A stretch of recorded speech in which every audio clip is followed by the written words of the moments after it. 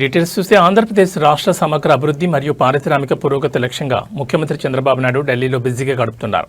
ఈ పర్యటనలో భాగంగా కేంద్ర వాణిజ్య పరిశ్రమల శాఖ మంత్రి పీయూష్ గోయల్తో సీఎం చంద్రబాబు అత్యంత కీలక సమావేశం నిర్వహించారు.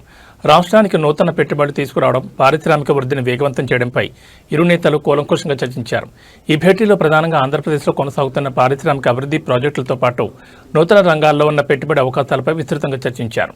అంతేకాకుండా ఏపీలోని ఆక్వా, మత్స్య పరిశ్రమ రైతుల సంక్షేమం, ఎగుమతుల ప్రోత్సాహం మరియు వారి ఉత్పత్తులకు సరైన మద్దతు ధర లభించేలా కేంద్రం తీసుకోవాల్సిన చర్యలపై సీఎం చంద్రబాబు కేంద్ర మంత్రికి వినతిపత్రాలు అందజేసి చర్చలు జరిపారు. ఈ కీలక సమావేశంలో కేంద్ర మంత్రులు కింజరపు రామ్మోహన్ నాయుడు, పెమ్మసాని చంద్రశేఖర్, భూపతిరాజు శ్రీనివాస్ వర్మలతో పాటు పార్లమెంట్ సభ్యులు లావు కృష్ణదేవరాయలు, బాలశౌరి, హరీష్, బాలయోగి, బీద మస్తాన్రావు తదితరులు పాల్గొన్నారు.